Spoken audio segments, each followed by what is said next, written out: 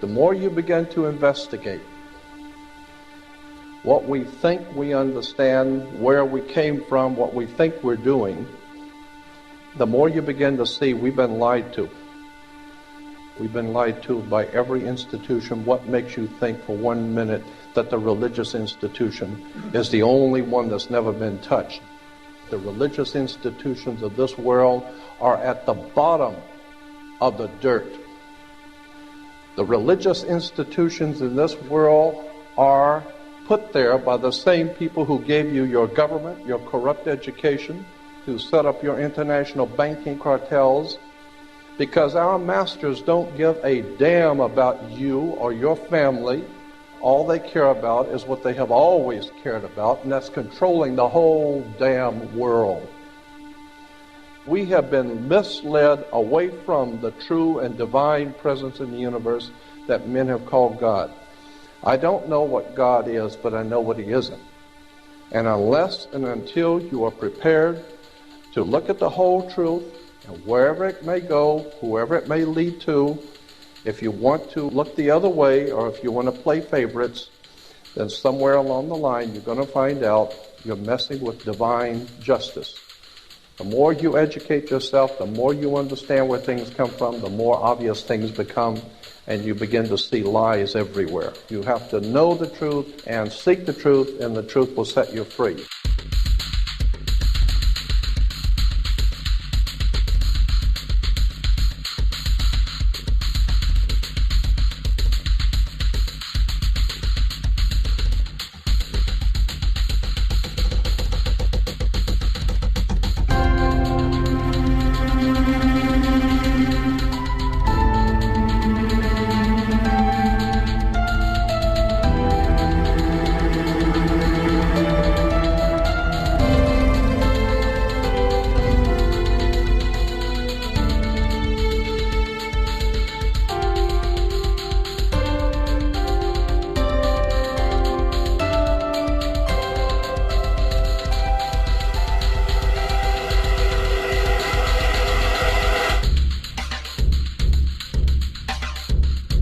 Because I got to tell you the truth, folks. I got to tell you the truth. When it comes to bullshit, big time, major league bullshit, you have to stand in awe of the all-time champion of false promises and exaggerated claims, religion. Think about it. Religion has actually convinced people that there's an invisible man living in the sky who watches everything you do every minute of every day. And the invisible man has a special list of 10 things he does not want you to do. And if you do any of these 10 things, he has a special place full of fire and smoke and burning and torture and anguish where he will send you to live and suffer and burn and choke and scream and cry forever and ever till the end of time. But he loves you.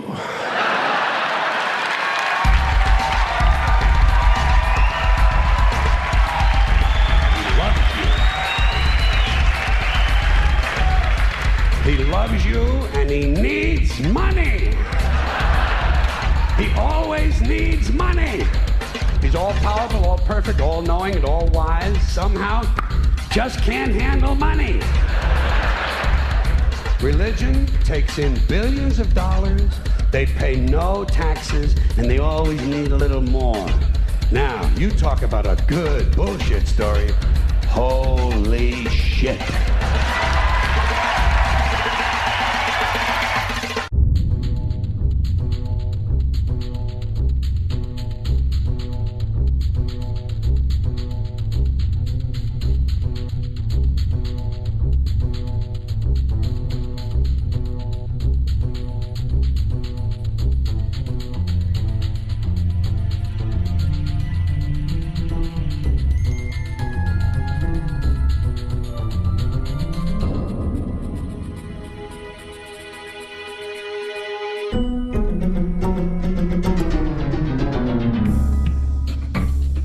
This is the sun.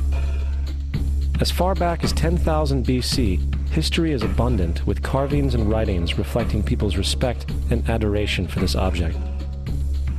And it is simple to understand why, as every morning the sun would rise, bringing vision, warmth, and security, saving man from the cold, blind, predator-filled darkness of night. Without it, the cultures understood, the crops would not grow, and life on the planet would not survive.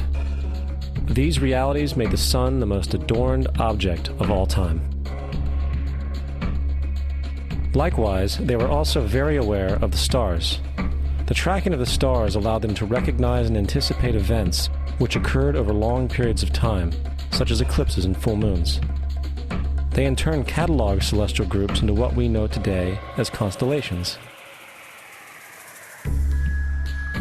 This is the cross of the zodiac, one of the oldest conceptual images in human history. It reflects the sun as it figuratively passes through the 12 major constellations over the course of a year.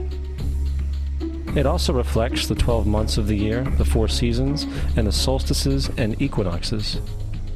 The term zodiac relates to the fact that constellations were anthropomorphized or personified as figures or animals. In other words, the early civilizations did not just follow the sun and stars, they personified them with elaborate myths involving their movements and relationships. The sun, with its life-giving and saving qualities, was personified as a representative of the unseen creator or God, God's Son, the light of the world, the savior of humankind. Likewise, the 12 constellations represented places of travel for God's Son, and were identified by names, usually representing elements of nature that happened during that period of time. For example, Aquarius, the water bearer, who brings the spring rains.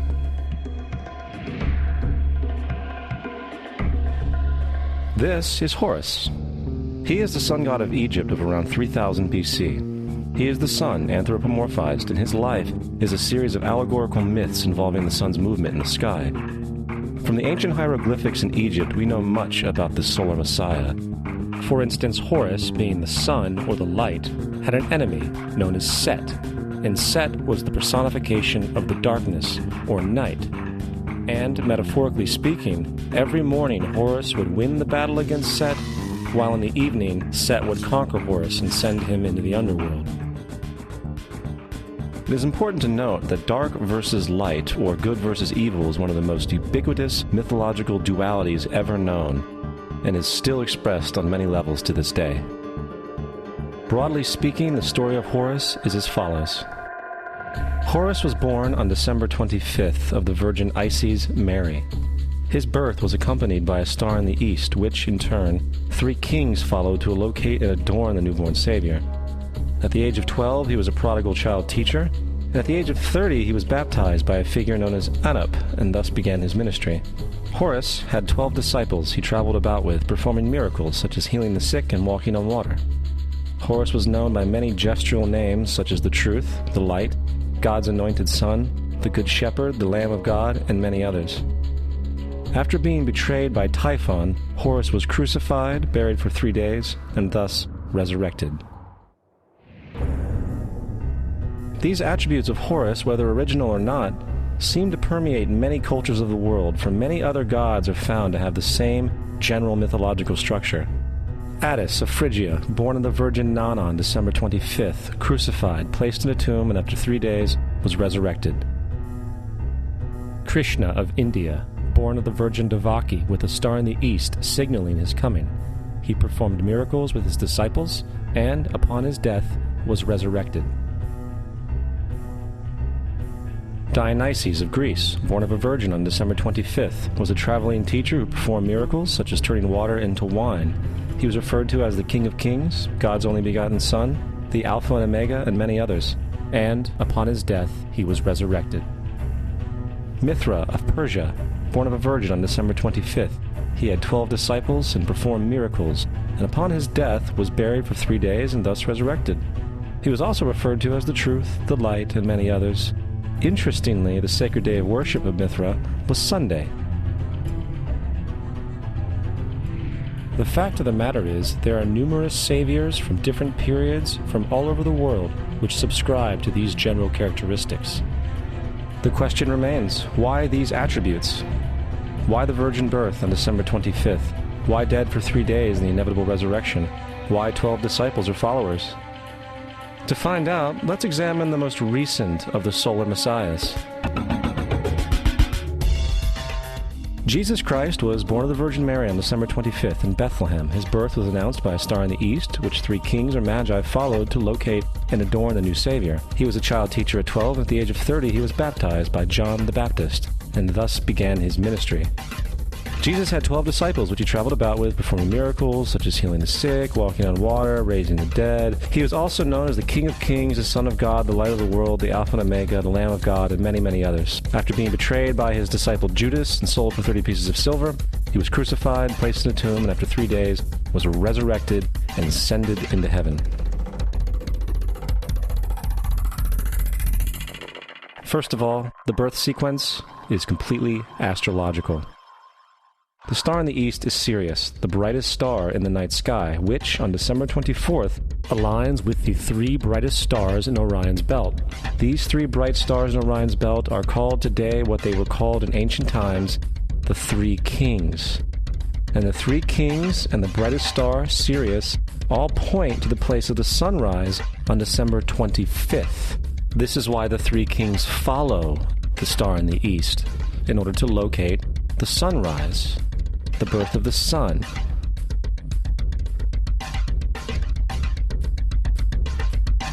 The Virgin Mary is the constellation Virgo, also known as Virgo the Virgin. Virgo in Latin means virgin.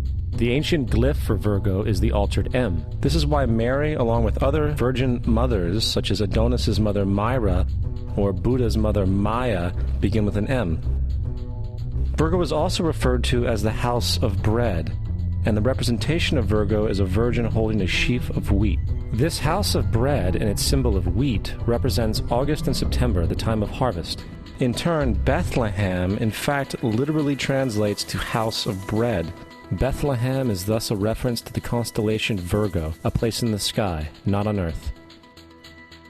There's another very interesting phenomenon that occurs around December 25th, or the winter solstice. From the summer solstice to the winter solstice, the days become shorter and colder. And from the perspective of the northern hemisphere, the sun appears to move south and get smaller and more scarce. The shortening of the days and the expiration of the crops when approaching the winter solstice symbolize the process of death to the ancients. It was the death of the sun. And by December 22nd, the sun's demise was fully realized, for the sun, having moved south continually for 6 months, makes it to its lowest point in the sky. Here a curious thing occurs. The sun stops moving south, at least perceivably, for 3 days.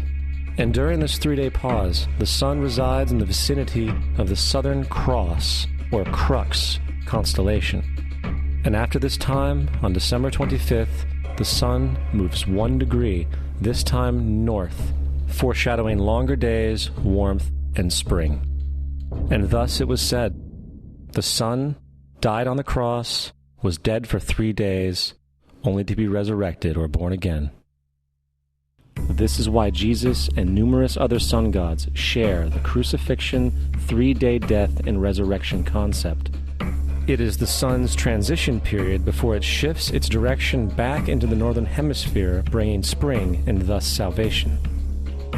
However, they did not celebrate the resurrection of the sun until the spring equinox, or Easter. This is because at the spring equinox, the sun officially overpowers the evil darkness, as daytime thereafter becomes longer in duration than the night, and the revitalizing conditions of spring emerge. Now, probably the most obvious of all the astrological symbolism around Jesus regards the 12 disciples. They are simply the 12 constellations of the zodiac, which Jesus, being the sun, travels about with. In fact, the number 12 is replete throughout the Bible.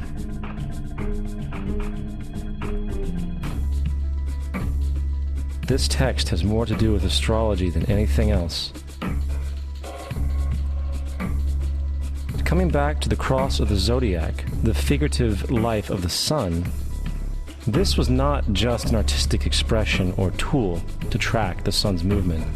It was also a pagan spiritual symbol, the shorthand of which looked like this. This is not a symbol of Christianity. It is a pagan adaptation of the cross of the zodiac.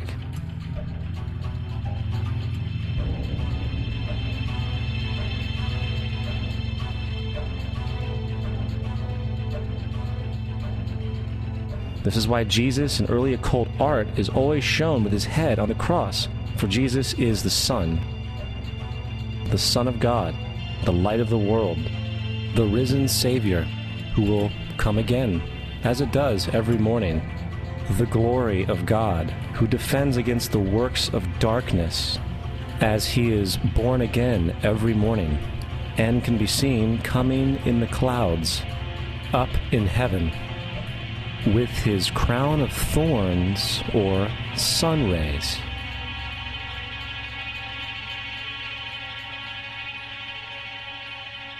Now, of the many astronomical metaphors in the Bible, one of the most important has to do with the ages. Throughout the scriptures, there are numerous references to the age. In order to understand this, we need to be familiar with a phenomenon known as the precession of the equinoxes. The ancient Egyptians, along with cultures long before them, recognized that approximately every 2150 years, the sunrise on the morning of the spring equinox would occur in a different sign of the zodiac. This has to do with a slow, angular wobble that the Earth maintains as it rotates on its axis. It is called a precession because the constellations go backwards rather than through the normal yearly cycle. The amount of time it takes for the precession to go through all 12 signs is roughly 25,765 years. This is also called the Great Year, and ancient societies were very aware of this, and they referred to each 2150-year period as an age. From 4300 BC to 2150 BC, it was the age of Taurus, the bull.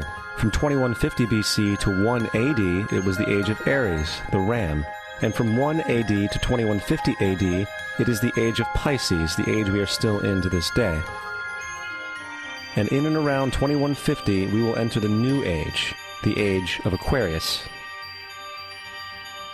Now, the Bible reflects, broadly speaking, a symbolic movement through 3 ages while foreshadowing a 4th. In the Old Testament, when Moses comes down Mount Sinai with the 10 Commandments, he is very upset to see his people worshiping a golden bull calf. In fact, he shattered the stone tablets and instructed his people to kill each other in order to purify themselves. Most biblical scholars will attribute this anger to the fact that the Israelites were worshiping a false idol or something to that effect. The reality is, the golden bull is Taurus the bull, and Moses represents the new age of Aries the ram. This is why Jews even today still blow the ram's horn. Moses represents the new age of Aries, and upon the new age, everyone must shed the old age. Other deities mark these transitions as well, such as Mithra, a pre-Christian god who kills the bull in the same symbology. Now Jesus is the figure who ushers in the age following Aries, the age of Pisces, or the 2 fish. Fish symbolism is very abundant in the New Testament. Jesus feeds 5,000 people with bread and 2 fish. When he begins his ministry walking along Galilee, he befriends 2 fishermen who follow him. And I think we have all seen the Jesus fish on the back of people's cars. Little do they know what it actually means. It is a pagan astrological symbolism for the sun's kingdom during the age of Pisces. Also, Jesus' assumed birth date is essentially the start of this age. At Luke 22:10, when Jesus is asked by his disciples where the next Passover will be after he is gone, Jesus replies, "Behold, when ye are entered into the city, there shall a man meet you, bearing a pitcher of water. Follow him into the house where he entereth in." This scripture is by far one of the most revealing of all the astrological references.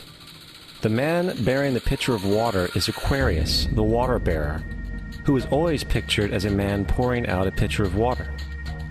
He represents the age after Pisces, and when the sun, God's Son, leaves the age of Pisces, Jesus, it will go into the house of Aquarius, as Aquarius follows Pisces in the precession of the equinoxes. All Jesus is saying is that after the age of Pisces will come the age of Aquarius.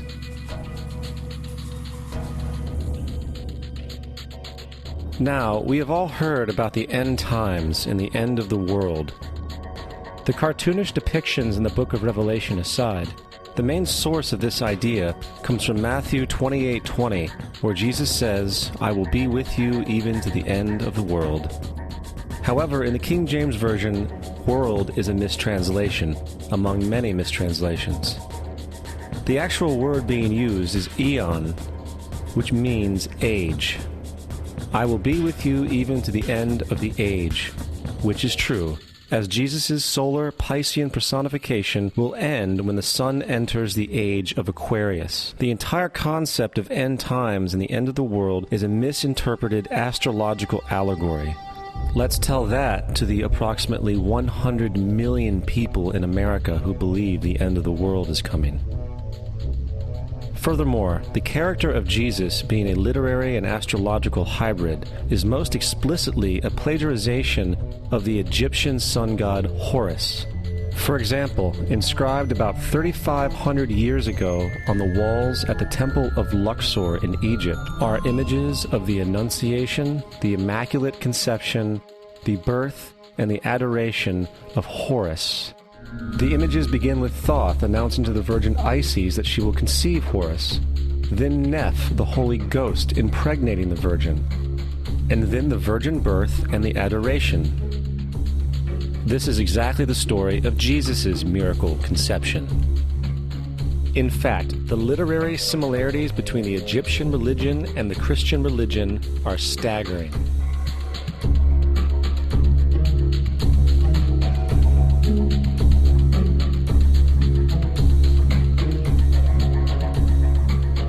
And the plagiarism is continuous. The story of Noah and Noah's Ark is taken directly from tradition. The concept of the Great Flood is ubiquitous throughout the ancient world, with over 200 cited claims in different periods and times. However, one need look no further for a pre-Christian source than the Epic of Gilgamesh, written in 2600 BC. This story talks of a great flood commanded by God, an ark with saved animals upon it, and even the release and return of a dove, all held in common with the biblical story among many other similarities. And then there is the plagiarized story of Moses. Upon Moses' birth, it is said that he was placed in a reed basket and set adrift in a river in order to avoid infanticide. He was later rescued by a daughter of royalty and raised by her as a prince. This baby in a basket story was lifted directly from the myth of Sargon of Akkad of around 2250 BC. Sargon was born, placed in a reed basket in order to avoid infanticide, and set adrift in a river. He was in turn rescued and raised by Aki, a royal midwife. Furthermore, Moses is known as the lawgiver, the giver of the Ten Commandments, the Mosaic Law. However, the idea of a law being passed from God to a prophet up on a mountain is also a very old motif. Moses is just another lawgiver in a long line of lawgivers in mythological history. In India, Manu was the great lawgiver. In Crete, Minos ascended Mount Dicta, where Zeus gave him the sacred laws, while in Egypt there was Meses, who carried stone tablets and upon them the laws of God were written.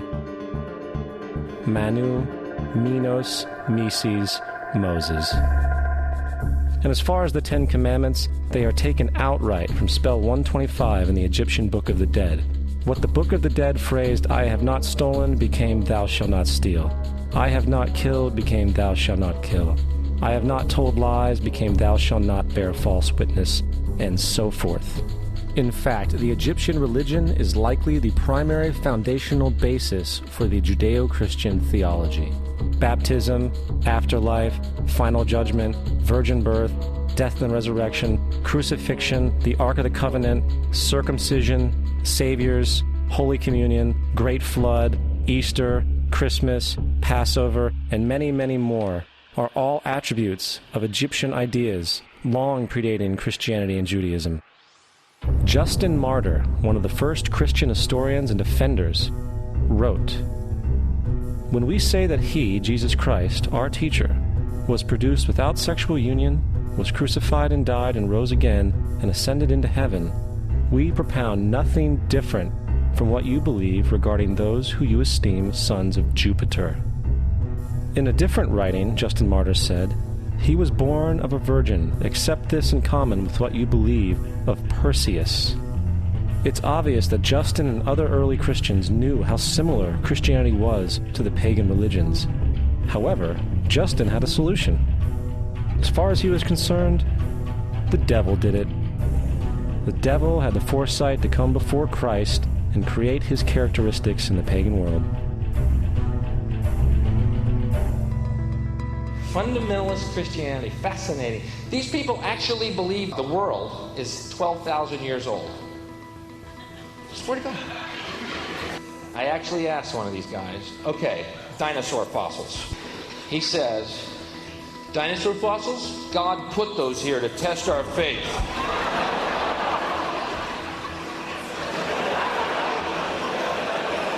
I think God put you here to test my faith, dude.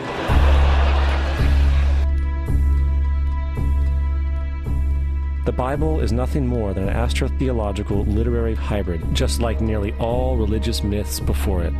In fact, the aspect of transference of one character's attributes to a new character can be found within the book itself. In the Old Testament, there is the story of Joseph. Joseph was a prototype for Jesus.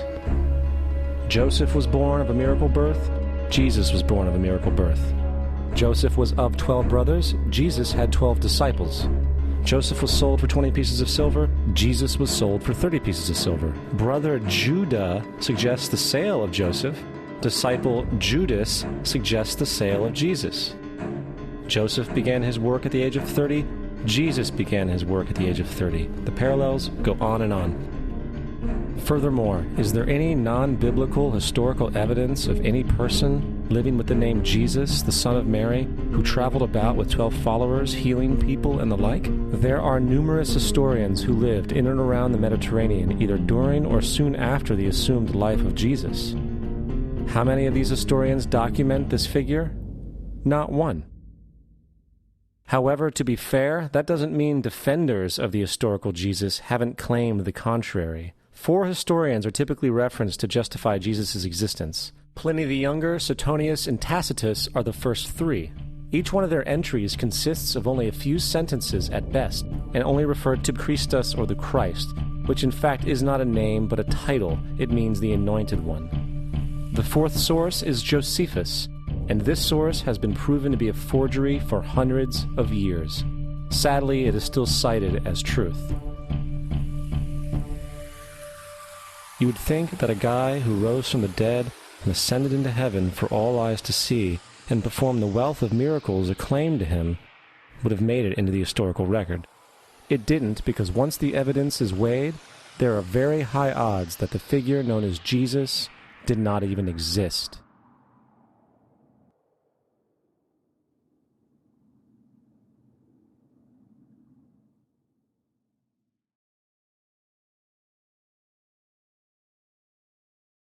We don't want to be unkind, but we want to be factual. We don't want to cause hurt feelings, but we want to be academically correct in what we understand and know to be true. Christianity just is not based on truth. We find that Christianity was in fact nothing more than a Roman story, developed politically. The reality is, Jesus was the solar deity of the Gnostic Christian sect. And like all other pagan gods, he was a mythical figure. It was the political establishment that sought to historize the Jesus figure for social control. By 325 AD in Rome, Emperor Constantine convened the Council of Nicaea. It was during this meeting that the politically motivated Christian doctrines were established, and thus began a long history of Christian bloodshed and spiritual fraud. And for the next 1600 years, the Vatican maintained a political stranglehold on all of Europe, leading to such joyous periods as the Dark Ages, along with enlightening events such as the Crusades and the Inquisition.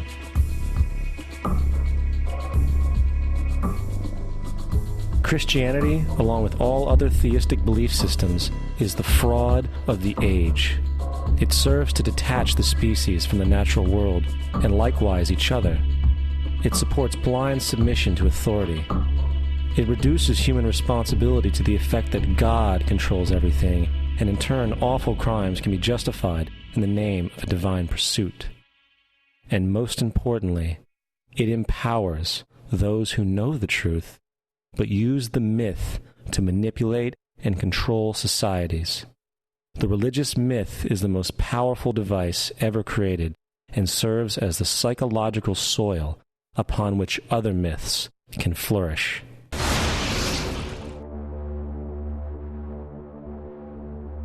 A myth is an idea that, while widely believed, is false. In a deeper sense, in the religious sense, a myth serves as an orienting and mobilizing story for a people. The focus is not on the story's relation to reality, but on its function. A story cannot function unless it is believed to be true in the community or the nation. It is not a matter of debate.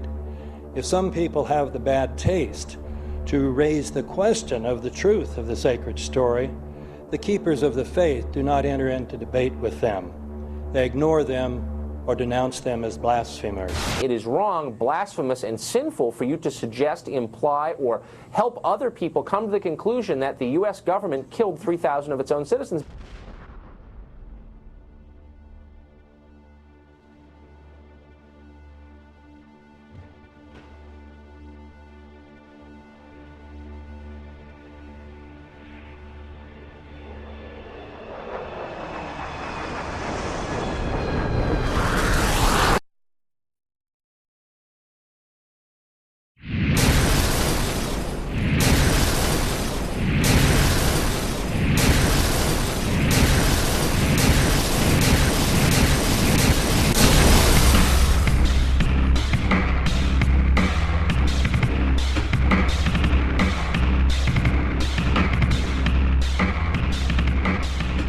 If a demolition team set off when you see the old demolitions of these old buildings. It looks like one of those scenes of an old building being purposely dynamited and blown up. Anybody who's ever watched a building being demolished on purpose knows that if you're going to do this, you have to get at the under-infrastructure of a building and bring it down. The way the structure is collapsing, this was the result of something that was planned. It's not accidental that the first tower just happened to collapse and then the second tower just happened to collapse in exactly the same way.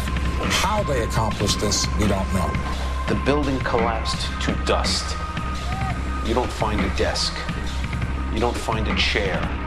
You don't find a telephone, a computer. The biggest piece of a telephone I found was half of the keypad, and it was about this big. What happened to the concrete? The concrete was pulverized from river to river. There was dust powder 2-3 inches thick. The concrete was just pulverized. Reminiscent of those pictures we've all seen too much on television before, when a building was deliberately destroyed by well-placed dynamite to knock it down. If they had detonated, if they were planned to take down a building. Boom, boom, boom, boom, boom. I heard a second explosion. There was a heavy-duty explosion. Then there was some secondary explosions and then the subsequent collapses. An explosion blew and it knocked everybody over. To me, it sounded like an explosion. It sounded like gunfire. Bang, bang, bang, bang, bang. And then all of a sudden, 3 big explosions. We heard a big explosion coming down. And then the entire top of the building just blew up. We saw some kind of explosion. By the force of the explosions. Big explosion. Blew us back into the 8th floor. Then we get to the lobby. This is a big explosion. The lobby looked as though a bomb had exploded there. A huge explosion now, raining debris. It's been a huge explosion. Huge explosion that we all heard and felt. We just witnessed some kind of follow-up explosion. We heard a very loud blast explosion. The secondary explosion at Tower 1 camp. That is another bomb going off. He thinks that there were actually devices that were planted in the building. Planted in the building.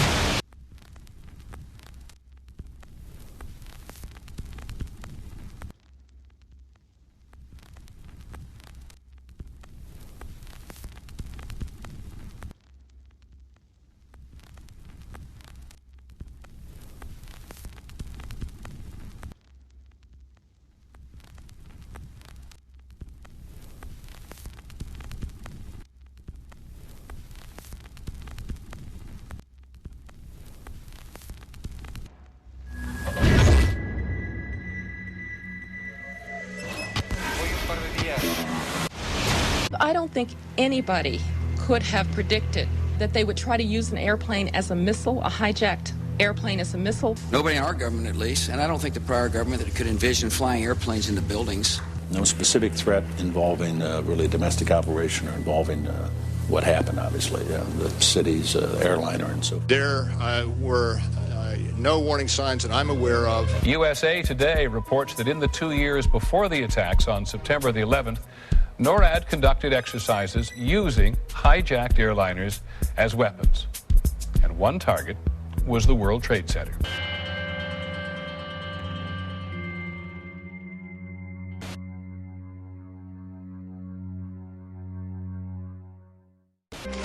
In confidential documents from the Philippines obtained by CNN, the plan was clear.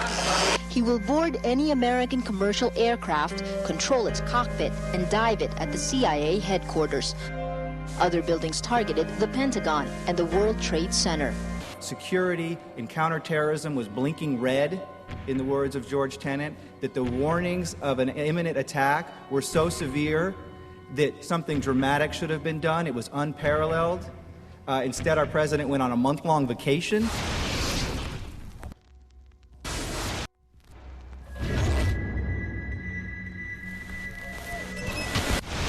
The head of Pakistani intelligence at the ISI, Mahmoud Ahmed, requested Omar Sheikh to wire $100,000 to Mohammed Atta, who was the lead hijacker. Hijacker Mohammed Atta received wire transfers via Pakistan. The man sending the money to Atta is believed to be Ahmed Umar Saeed Sheikh. Omar Sheikh admitted he was supported by the Pakistan government's intelligence service, the ISI.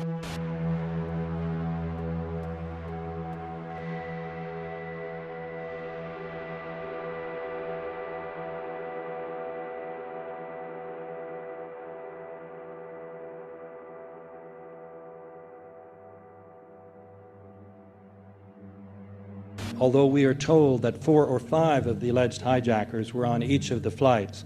If so, their names should have been on the flight manifests. But the flight manifests that have been released contain neither the names of the alleged hijackers nor any Arab names whatsoever. We know that the men who were supposedly the hijackers had their houses, cars, credit cards paid for by the U.S. government. They were, in truth, agents. Evidence was also apparently planted. The passport of one of the hijackers on Flight 11 was allegedly found in the rubble. Goes through the fireball, through the side of the plane, and comes down the ground unscathed. But something happened. For 6 months, they reported they had this passport. Boy, we've got it. We've got the proof. And then the guy stood up and was alive. Several of these 19 men are still alive.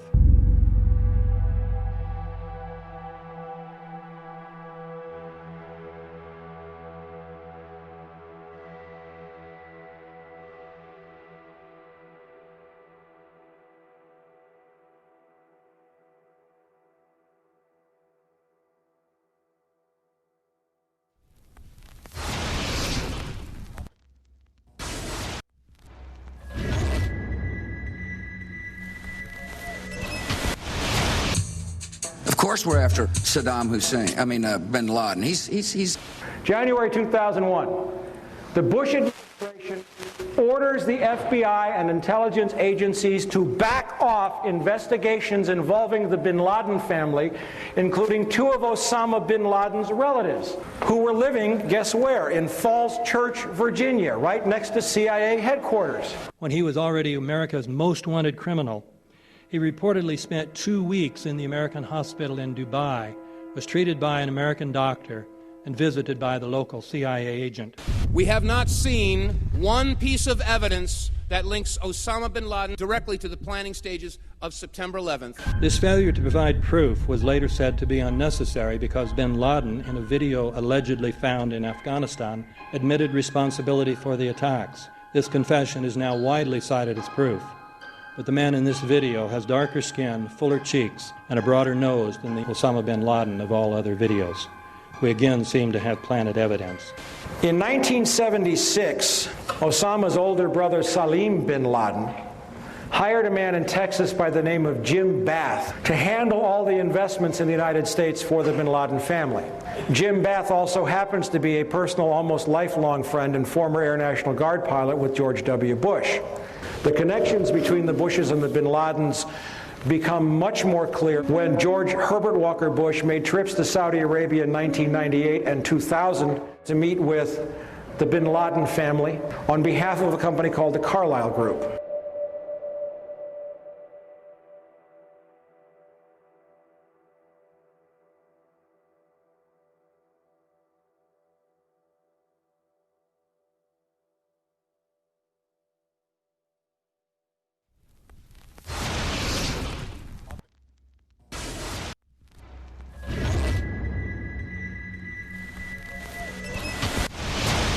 How could anyone fly a 60-ton, 125-foot wide, 44-foot tall plane through this obstacle course? The aircraft, before striking the Pentagon, reportedly executed a 270-degree downward spiral, and yet Hani Hanjour was known as a terrible pilot who could not safely fly even a small plane.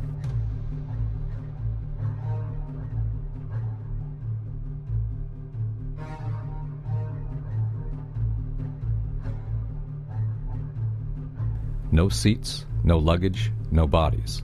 Nothing but bricks and limestone. The official explanation is that the intense heat from the jet fuel vaporized the entire plane. Flight 77 had 2 Rolls-Royce engines made of steel and titanium alloy and weigh 6 tons each.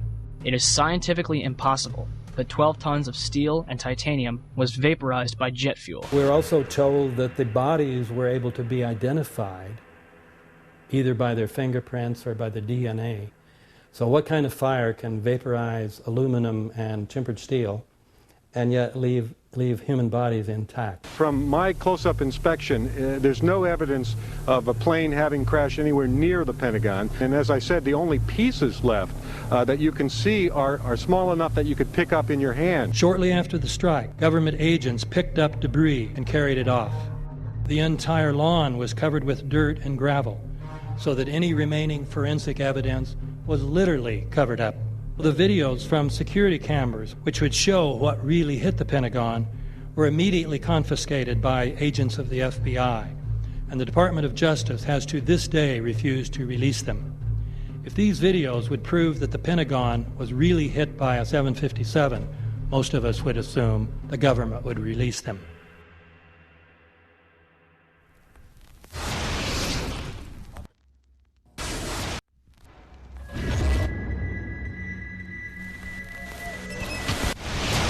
It looks like there's nothing there except for a hole in the ground. Basically, that's right. The only thing you could see from where we were was a big gouge in the earth and some broken trees.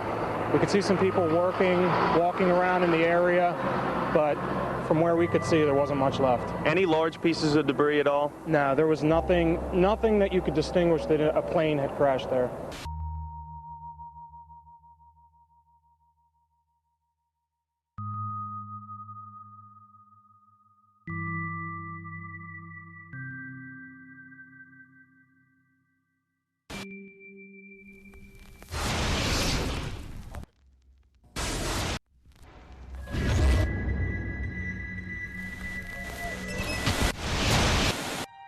Pancake theory, according to which the fires, while not melting the steel, heated it up sufficiently to cause the floors weakened by the airplane strikes to break loose from the steel columns, and this started a chain reaction. So you would expect then from that theory, which is the official theory, to see a whole stack of floors piled up on top of each other and then a spindle of core columns standing too. The core of each of the twin towers consisted of 47 massive steel columns. If the floors had broken loose from them, these columns would have still been sticking up into the air 1,000 feet. The plane did not cut all those core columns. We designed the buildings to take the impact of the Boeing 707 hitting the building at any location. The building probably could sustain multiple impacts of jetliners. That the plane flew straight into the building. Through him, right. Yeah. So you're saying that the building was actually designed to cope with a hole like that and still survive? Yeah, it was. If you had dropped, say, a billiard ball from the top of the World Trade Center, 110 floors up there, it would have taken 8 to 10 seconds to hit the ground encountering no resistance whatsoever. The Twin Towers came down in nearly free-fall speed. 200,000 tons of steel shatters and explodes outwards over 500 feet. This means that floors shattered at an average rate of about 10 floors per second. There is no scenario for a pancake effect of buildings falling that allows them to fall at the rate of free fall. Now what can do that? What can move mass out of the way? Explosives.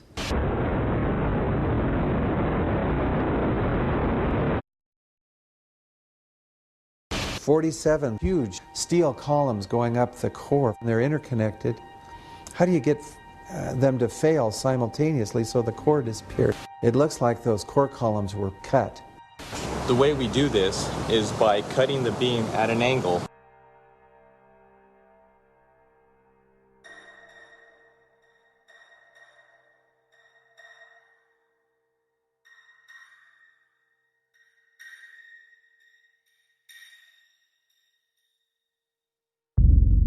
I started looking at the molten metal. All three buildings, both towers in the rubble, in the basement areas, and Building 7, there's these pools of molten metal.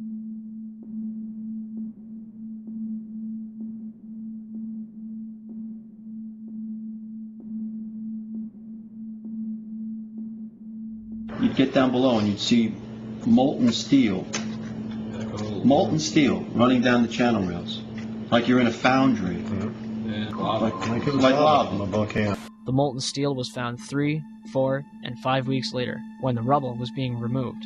He said that molten steel was also found underneath World Trade Center 7. So I'm looking through the official reports. What do they say about the molten metal? They say nothing. Now, wait a minute. This is important evidence. So where'd that come from? Thermite is so hot that it'll just cut through steel, through structural steel, for example, like a knife through butter. The products are molten iron and aluminum oxide, which goes off primarily as a dust. You know those enormous dust clouds? You can imagine when you assemble these chemicals on a large scale.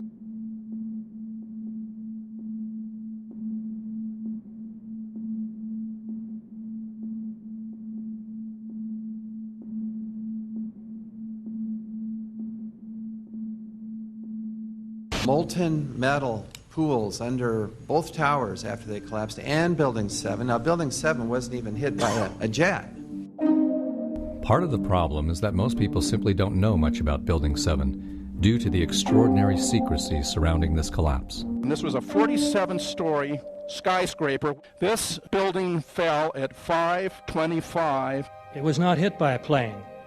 This building had fires on only 2 or 3 floors. And it was brought down by what we know was a controlled demolition. Demolitions, they look just like that. You know, a kink in the middle, and then that building just comes straight down, almost at free fall speed. They first blow one of the central columns so the building falls in on itself. Building 7 had a classic crimp, or wedge. Its central column was blown out first, so it didn't structurally damage buildings just a few feet away from it.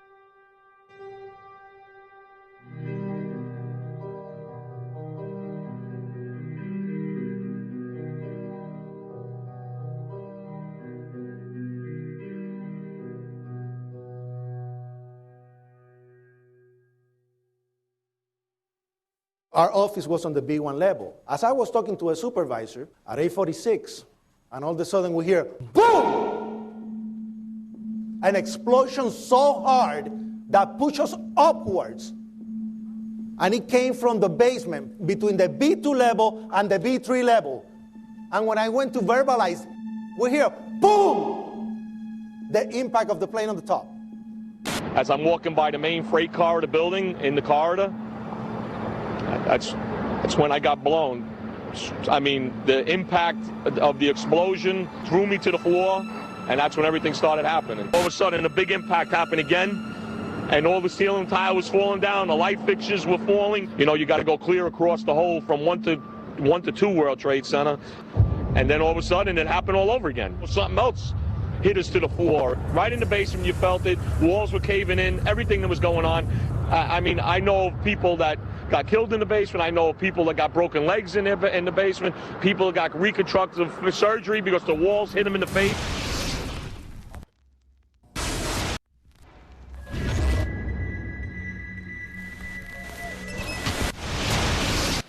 According to standard operating procedure, if an FAA flight controller notices anything that suggests a possible hijacking, the controller is to contact a superior. If the problem cannot be fixed within about a minute, the superior is to ask NORAD, the North American Aerospace Command, to send up or scramble jet fighters to find out what is going on. NORAD then issues a scramble order to the nearest Air Force base with fighters on alert.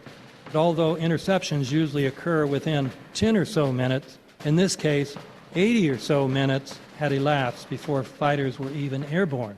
It's a mind-bending anomaly. Not a single U.S. Air Force interceptor turns a wheel until it's too late. There are no jets at all. What if they were so confused and had been so deliberately confused that they couldn't respond? The reason that they didn't know where to go was because a number of conflicting and overlapping war game exercises were taking place. It involved the insertion of false radar blips onto radar screens in the Northeast Air Defense Sector. Center Team U, we have a problem here. We have a hijacked aircraft headed towards New York. We need someone to scramble some F-16s or something up there to help us out. Is this real world or exercise? Is this real world or exercise?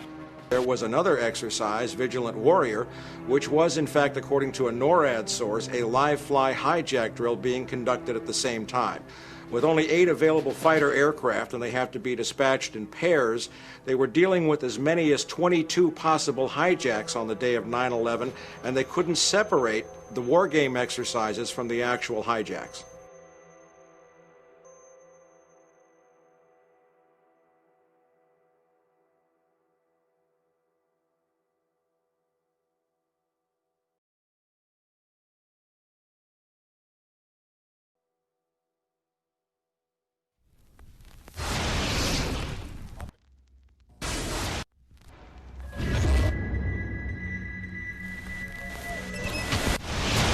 Page 172. The U.S. government has not been able to determine the origin of the money used for the 9/11 attacks. Ultimately, the question is of little practical significance. The American authorities have not managed to trace the source of the funding. And then the most amazingly disingenuous statement, ultimately, is it of little consequence. It is of massive consequence. Doesn't it matter who paid for 9/11? The collapse of Building 7 has been recognized as especially difficult to explain. The 9/11 Commission report implicitly admitted that it could not explain the collapse of this building by not even mentioning it. President, why are you and the Vice President insisting on appearing together before the 9/11 Commission? Because the 9/11 Commission wants to ask us questions. That's why we're meeting, and I look forward to meeting with them and answering their questions. Why you're appearing together rather than separately, which was their request? Because it's a good chance for both of us to answer questions that the 9/11 Commission is looking forward to asking us, and I'm looking forward to answering them. Let's see. Do you think they should be able to stand up and speak their own words? They should go under oath. They should be, yeah. In public.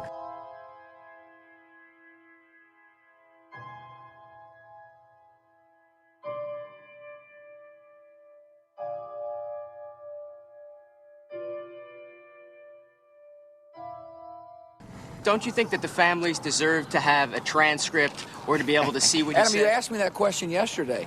I got the same answer, yeah. The final report was a unanimous report. That means that if there was a single commissioner who had any objection about anything, that fact would be dropped from the report. We have found out that he not only served on the transition team of the Bush administration, that he was a person who wrote a draft memo for the setup of the Bush administration's National Security Council, that he was an individual who wrote the preemptive war strategy that was eventually used for the war in Iraq, that he is a close friend of Condoleezza Rice's. We want him to resign. There is literally nothing in the 9/11 report that the Bush administration did not approve of. We can understand, therefore, why the Commission, under Zelikow's leadership, would have ignored all the evidence that would point to the truth, that 9/11 was a false flag operation intended to authorize the doctrines and funds needed for a new level of imperial mobilization.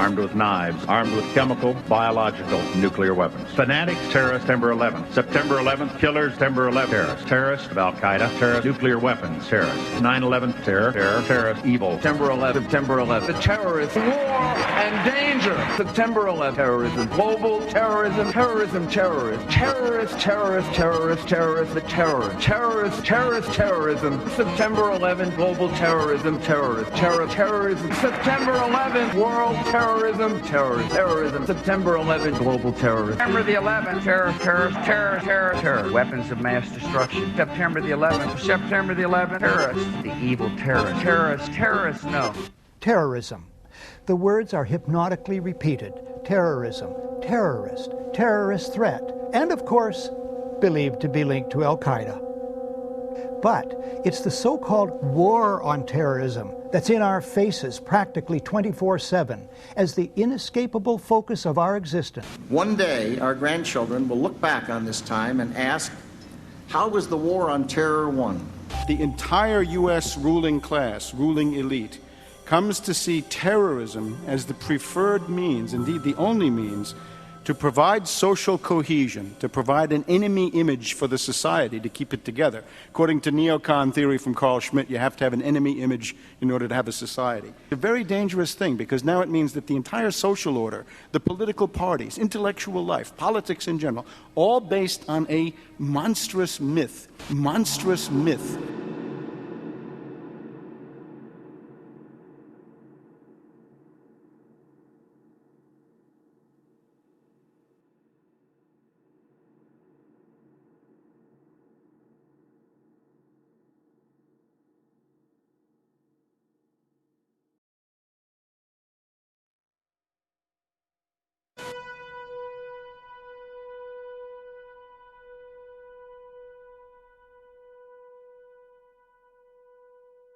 Look, the CIA has done in this country, what they've done to us is unbelievable. Look at the terrorist acts that have occurred. The CIA behind most, if not all of them. We had the Marine barracks. We had our embassy in Kenya. We had Pan Am 103. We had the USS Cole. We had Oklahoma City. We had the World Trade Center in 1993. That helped the terrorists blow up the World Trade Center the first time. They built the bomb. They got the driver's license.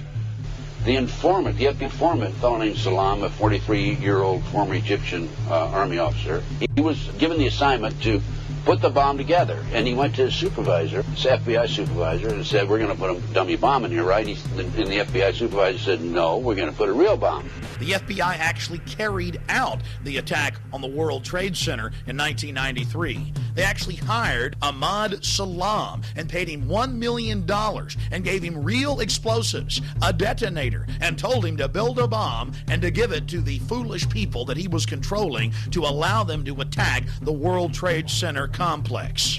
Unfortunately for them, there were only 6 people killed, not enough to pass the legislation. So what happened is 2 years later, April 19, 1995, down comes Oklahoma City Murrah building, 168 people killed.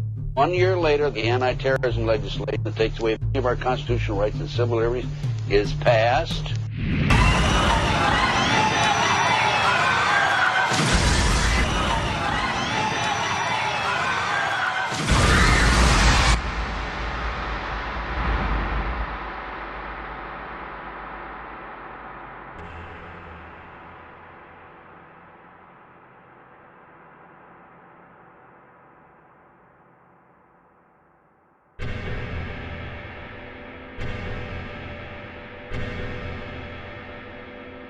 Because at 9:30 this morning, we were actually running an exercise for over a company of 1,000 people in London, based on simultaneous bombs going off precisely at the railway stations that happened this morning.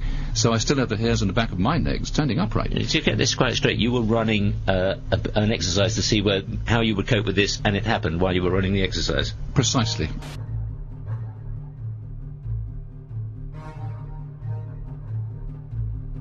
Supposed to believe is some kind of coincidence, there was also an anti-terrorist drill going on 7/7.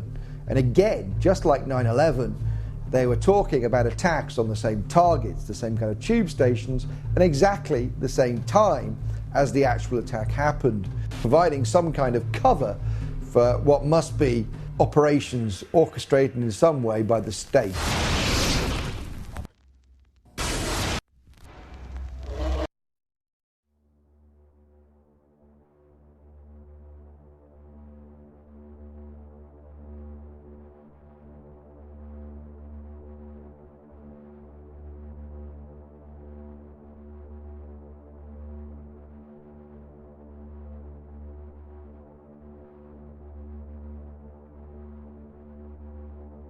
I am absolutely appalled at how much people in this country do not think. We are given to understand that, that an Arabic guy out there up in the mountains financed the most elaborate attack on this country. Do you think some people in a cave, were able to have NORAD stand down? Do you think that people in a cave were able to have all of this happen? And when I think about how many Americans were killed in New York City, and believing as I do that this thing was a setup job, this is a textbook operation that Nazis used, and they've used it over and over again. America has been suckered in one more time. I don't have to tell you things are bad. Everybody knows things are bad. The dollar buys a nickel's worth. Banks are going bust. Shopkeepers keep a gun under the counter. Punks are running wild in the street. There's nobody anywhere who seems to know what to do, and there's no end to it. We know the air is unfit to breathe, and our food is unfit to eat. We sit watching our TVs while some local newscaster tells us that today we had 15 homicides and 63 violent crimes, as if that's the way it's supposed to be. We know things are bad, worse than bad. They're crazy. It's like everything everywhere is going crazy, so we don't go out anymore. We sit in the house, and slowly the world we're living in is getting smaller, and all we say is, please, at least leave us alone in our living rooms. Let me have my toaster and my TV and my steel-belted radios, and I won't say anything. Just leave us alone. Well, I'm not going to leave you alone. I want you to get mad. I don't want you to protest. I don't want you to riot. I don't want you to write to your congressmen because I wouldn't know what to tell you to write. I don't know what to do about the depression and the inflation and the Russians and the crime in the street. All I know is that first, you've got to get mad. You've got to say, I'm a human being. God damn it. My life has value.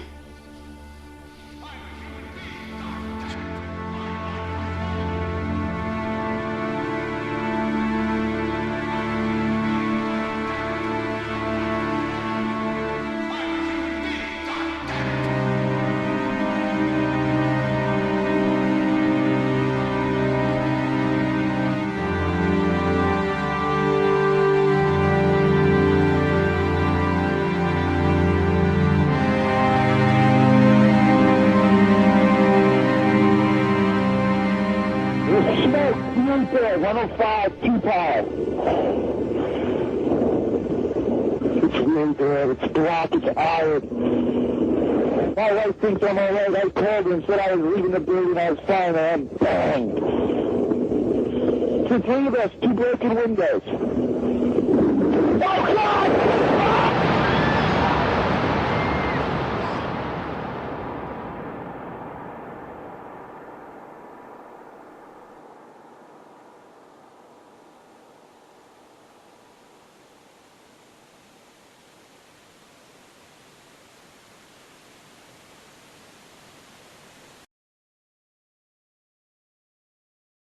Ladies and gentlemen, the very word secrecy is repugnant in a free and open society, and we are, as a people, inherently and historically opposed to secret societies, to secret oaths, and to secret proceedings.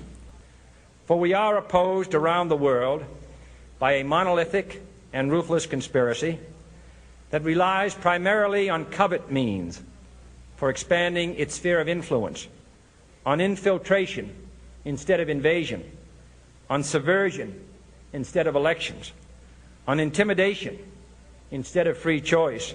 It is a system which has conscripted vast human and material resources into the building of a tightly knit, highly efficient machine that combines military, diplomatic, intelligence, economic, scientific, and political operations.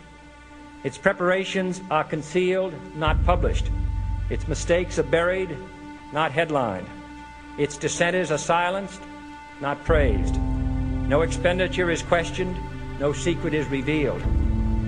That is why the Athenian lawmaker Solon decreed it a crime for any citizen to shrink from controversy. I am asking your help in the tremendous task of informing and alerting the American people, confident that with your help, man will be what he was born to be, free and independent.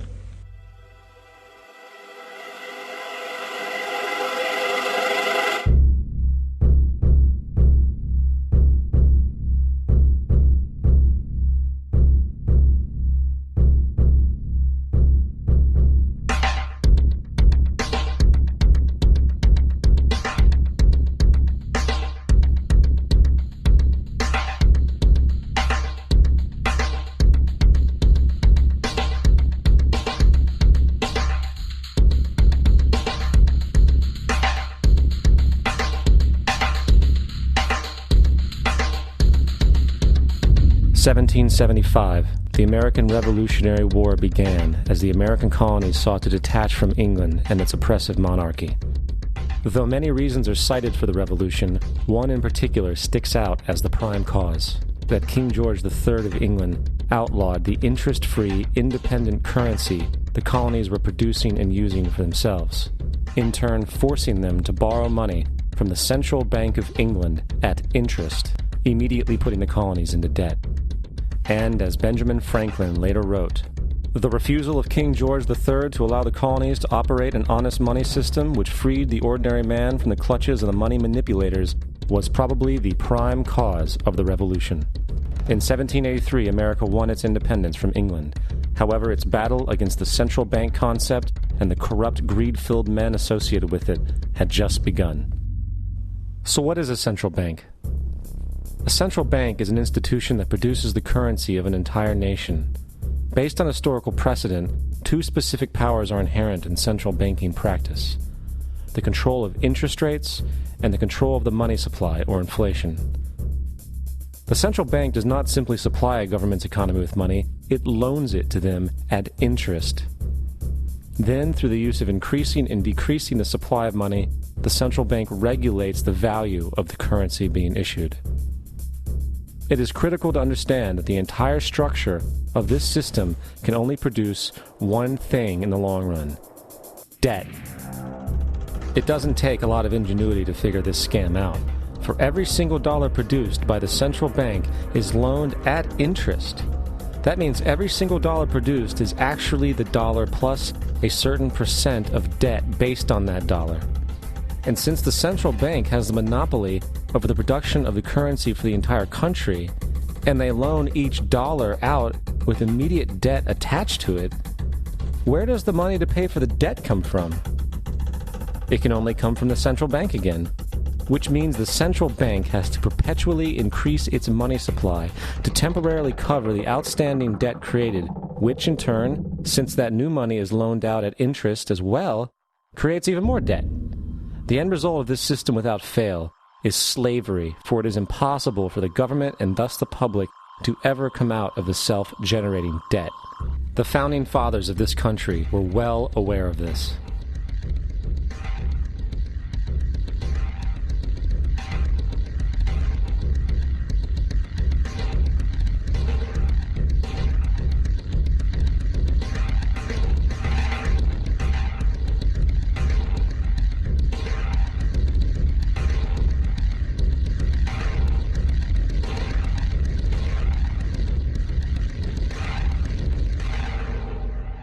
By the early 20th century, the U.S. had already implemented and removed a few central banking systems, which were swindled into place by ruthless banking interests. At this time, the dominant families in the banking and business world were the Rockefellers, the Morgans, the Warburgs, the Rothschilds. And in the early 1900s, they sought to push, once again, legislation to create another central bank. However, they knew the government and public were very weary of such an institution, so they needed to create an incident to affect public opinion. So, J.P. Morgan, publicly considered a financial luminary at the time, exploited his mass influence by publishing rumors that a prominent bank in New York was insolvent or bankrupt. Morgan knew this would cause mass hysteria, which would affect other banks as well. And it did. The public, in fear of losing their deposits, immediately began mass withdrawals. Consequently, the banks were forced to call in their loans, causing the recipients to sell their property, and thus a spiral of bankruptcies, repossessions, and turmoil emerged. Putting the pieces together a few years later, Frederick Allen of Life magazine wrote, "The Morgan interests took advantage to precipitate the panic, guiding it shrewdly as it progressed." Unaware of the fraud, the Panic of 1907 led to a congressional investigation headed by Senator Nelson Aldrich, who had intimate ties to the banking cartels and later became part of the Rockefeller family through marriage. The commission, led by Aldrich, recommended a central bank should be implemented so a panic like 1907 could never happen again. This was the spark the international bankers needed to initiate their plan.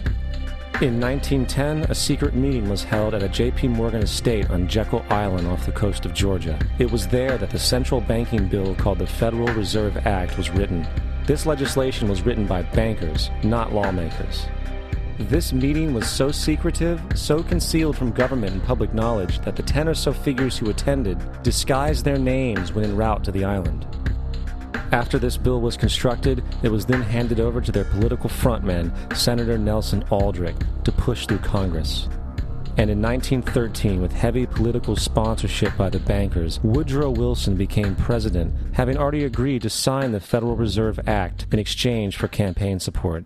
And 2 days before Christmas, when most of Congress was at home with their families, the Federal Reserve Act was voted in, and Wilson in turn made it law. Years later, Woodrow Wilson wrote, in regret,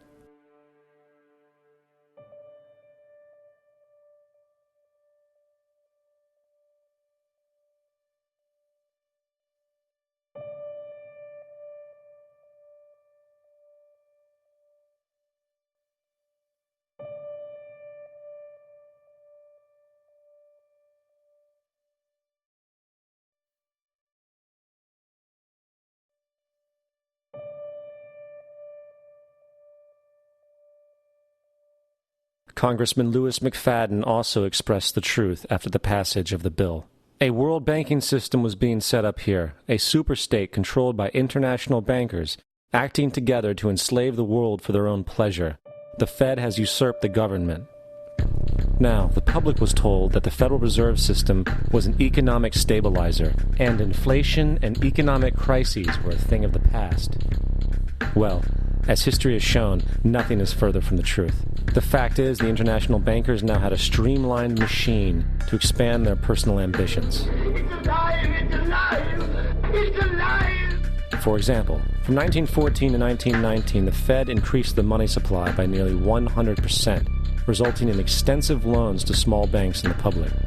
Then, in 1920, the Fed called in mass percentages of the outstanding money supply, thus resulting in the supporting banks having to call in huge numbers of loans, and, just like 1907, bank runs, bankruptcy, and collapse occurred. Over 5,400 competitive banks outside of the Federal Reserve System collapsed, further consolidating the monopoly of the small group of international bankers. Privy to this crime, Congressman Lindbergh stepped up and said in 1921, "Under the Federal Reserve Act, panics are scientifically created. The present panic is the first scientifically created one, worked out as we figure a mathematical equation." However, the Panic of 1920 was just a warm-up. From 1921 to 1929, the Fed again increased the money supply, resulting once again in extensive loans to the public and banks.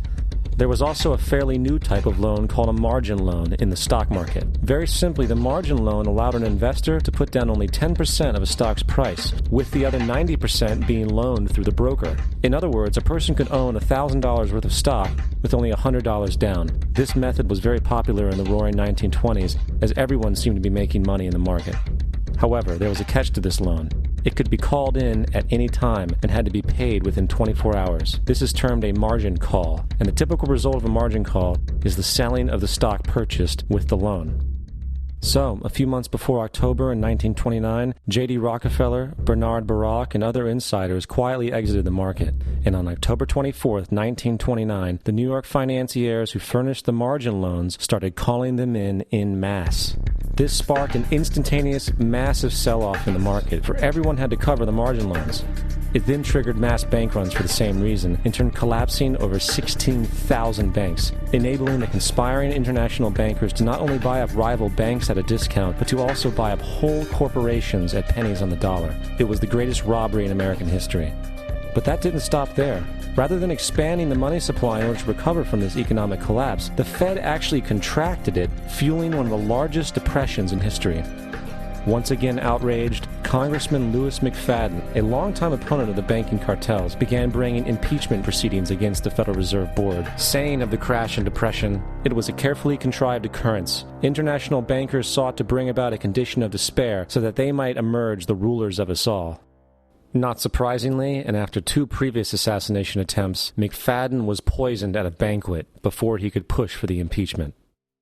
Now, having reduced the society to squalor, the Federal Reserve bankers decided that the gold standard should be removed. In order to do this, they needed to acquire the remaining gold in the system. So, under the pretense of helping to end the Depression, came the 1933 gold seizure.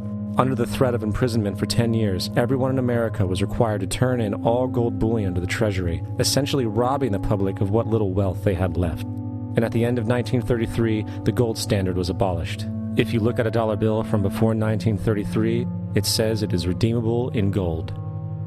You look at a dollar bill today, it says it is legal tender, which means it is backed by absolutely nothing. It is worthless paper. The only thing that gives our money value is how much of it is in circulation.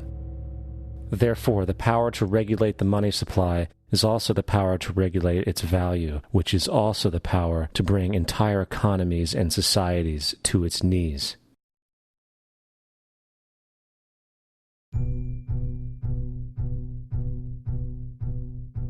It's important to clearly understand, the Federal Reserve is a private corporation. It is about as Federal Express.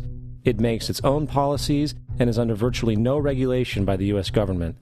It is a private bank that loans all the currency at interest to the government, completely consistent with the fraudulent central banking model that the country sought to escape from when it declared independence in the American Revolutionary War. Now, going back to 1913, the Federal Reserve Act was not the only unconstitutional bill pushed through Congress. They also pushed the federal income tax. It's worthwhile to point out that the American public's ignorance towards the federal income tax is a testament to how dumbed down and oblivious the American population really is.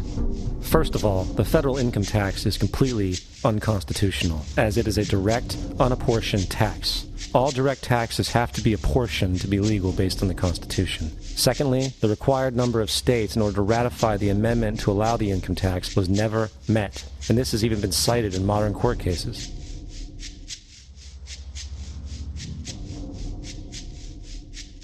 Third, at the present day, roughly 35% of the average worker's income is taken from them via this tax. That means you work 4 months out of the year to fulfill this tax obligation. And guess where that money goes? It goes to pay the interest on the currency being produced by the fraudulent Federal Reserve Bank, a system that does not have to exist at all. The money you make working 4 months out of the year goes almost literally into the pockets of the international bankers who own the private Federal Reserve Bank. And fourth, even with the fraudulent government claim as to the legality of the income tax, there is literally no statute, no law in existence that requires you to pay this tax, period. I really expected that, of course, there's a law that you can point to in the law book, the code, that requires you to file a tax return. Of course there is. I was at that point where I couldn't find the statute that clearly made a person liable, at least not me and most people I know, and I had no choice in my mind except to resign. Based on the research that I did throughout the year 2000 and that I'm still doing, I have not found that law. I've asked Congress, we've asked a lot of people in the IRS commissioners, helpers. They can't answer, because if they answer, the American people are going to know that this whole thing is a fraud. I haven't filed an federal income tax return since I left. I have not filed a tax return since 1999. The income tax is nothing less than the enslavement of the entire country. Now, the control of the economy and the perpetual robbery of wealth is only one side of the Rubik's Cube the bankers hold in their hands. The next tool for profit and control is war.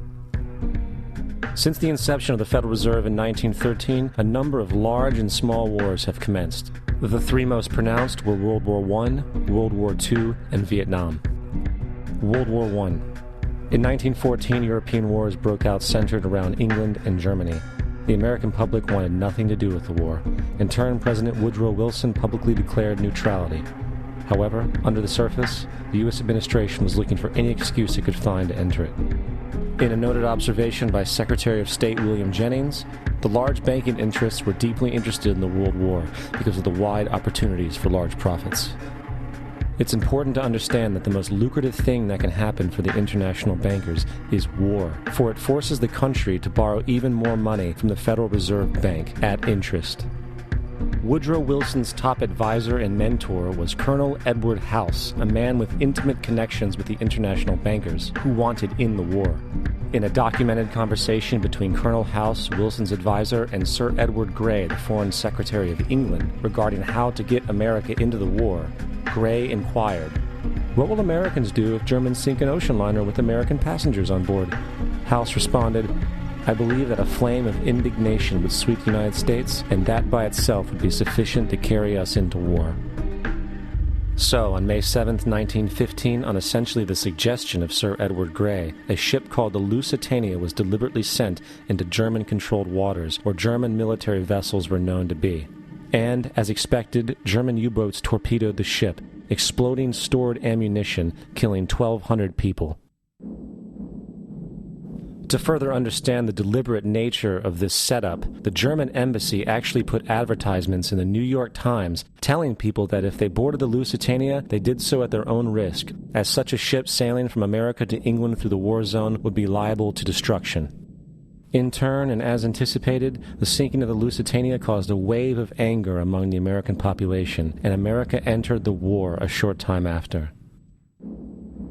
The First World War caused 323,000 American deaths. J.D. Rockefeller made $200 million off of it. Not to mention the war cost about $30 billion for America, most of which was borrowed from the Federal Reserve Bank at interest, furthering the profits of the international bankers. World War II. On December 7, 1941, Japan attacked the American fleet at Pearl Harbor, triggering our entry into that war. President Franklin D. Roosevelt declared the attack was a day that will live in infamy. A day of infamy indeed, but not because of the alleged surprise attack on Pearl Harbor. After 60 years of surfacing information, it is clear that not only was the attack on Pearl Harbor known weeks in advance, it was outright wanted and provoked. Roosevelt, whose family had been New York bankers since the 18th century, whose uncle Frederick was on the original Federal Reserve Board, was very sympathetic to the interests of the international bankers, and the interest was to enter the war, as we've seen, nothing is more profitable for international bankers than war. In a journal entry by Roosevelt's Secretary of War Henry Stimson, dated November 25, 1941, he documented a conversation he had with Roosevelt. The question was, how should we maneuver them into firing the first shot? It was desirable to make sure the Japanese be the ones to do this, so that there should remain no doubt as to who were the aggressors. In the months leading up to the attack on Pearl Harbor, Roosevelt had done almost everything in his power to anger the Japanese, showing a posture of aggression. He halted all of Japan's imports of American petroleum. He froze all the Japanese assets in the United States. He made public loans to nationalist China and supplied military aid to the British, both enemies of Japan in the war, which, by the way, is completely in violation of international war rules. And on December 4th, 3 days before the attack, Australian intelligence told Roosevelt about a Japanese task force moving towards Pearl Harbor. Roosevelt ignored it. So, as hoped and allowed, on December 7th, 1941, Japan attacked Pearl Harbor, killing 2,400 soldiers. Before Pearl Harbor, 83% of the American public wanted nothing to do with the war. After Pearl Harbor, 1 million men volunteered for the war. It is important to note, Nazi Germany's war effort was largely supported by two organizations, one of which was called IG Farben. IG Farben produced 84% of Germany's explosives, and even the Zyklon B used in the concentration camps to kill millions.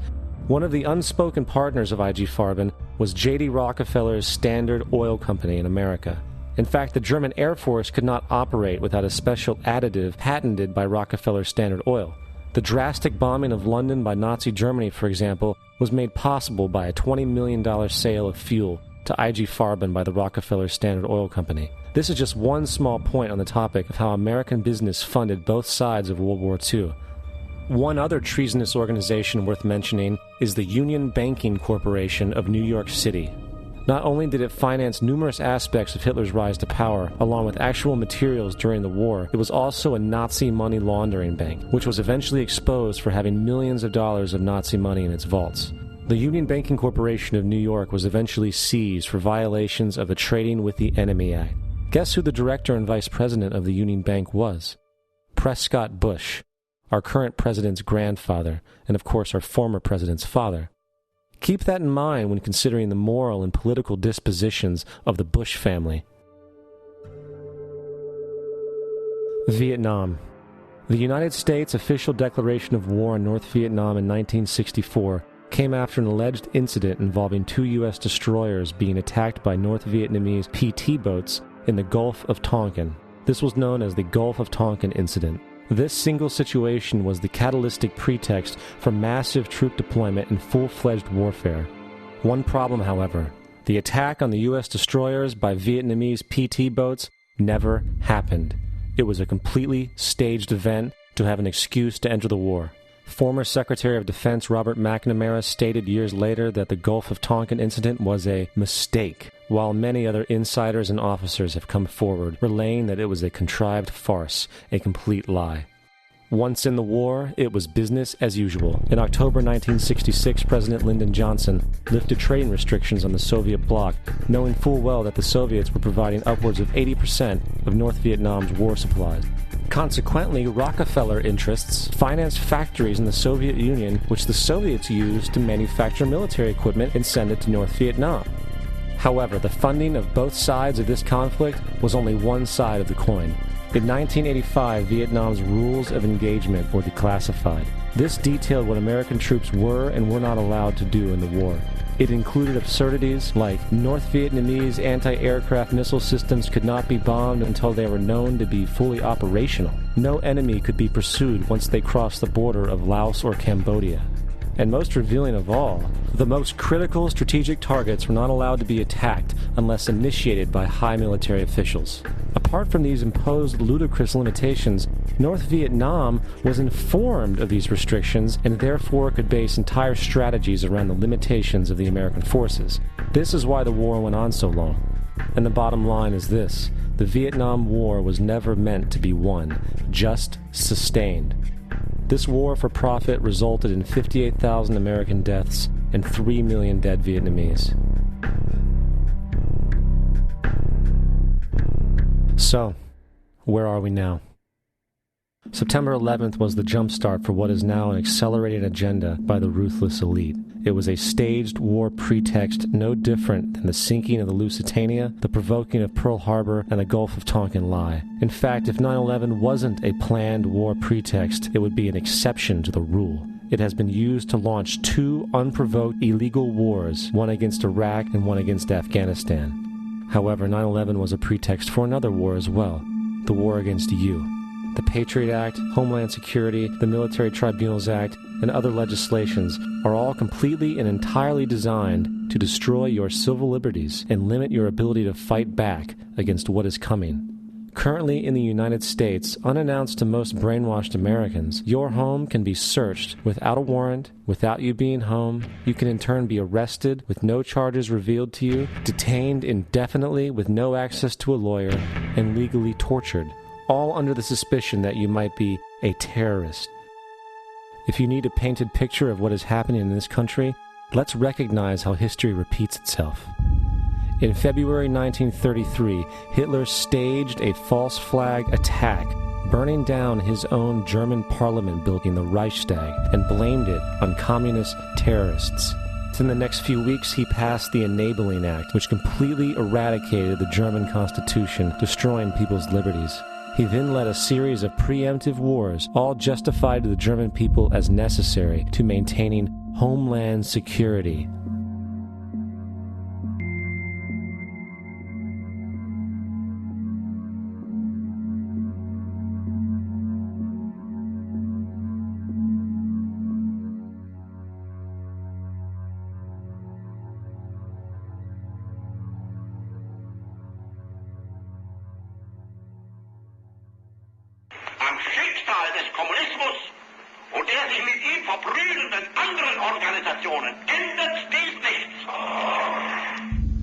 Our enemy is a radical network of terrorists and every government that supports them.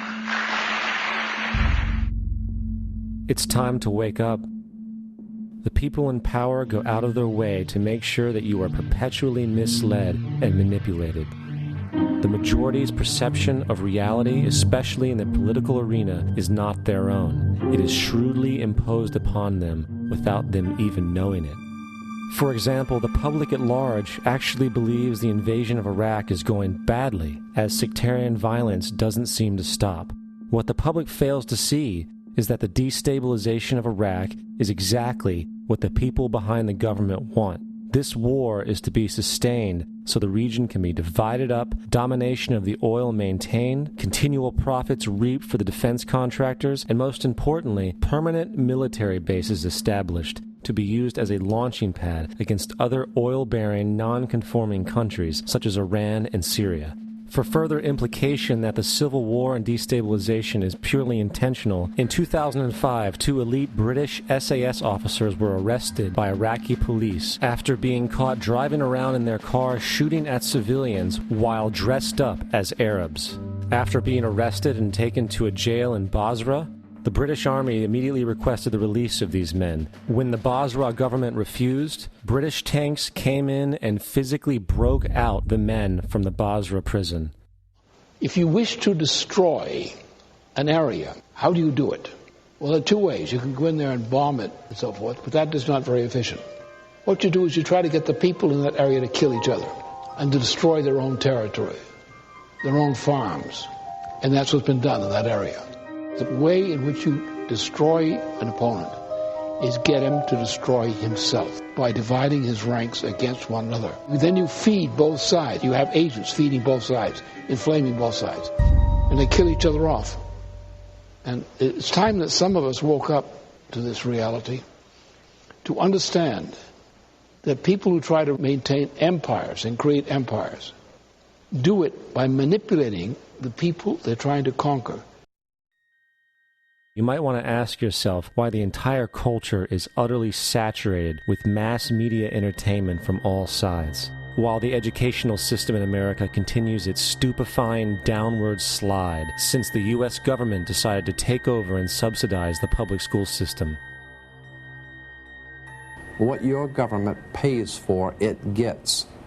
When we understand that, then we look at government-financed institutions of education and see the kind of students and the kind of education that's being turned out by these government-financed schools. Logic will tell you that if what is being turned out in those schools was not in accord with what the state and the federal government wanted, then it would change it. The bottom line is that the government is getting what they have ordered. They do not want your children to be educated. They do not want you to think too much.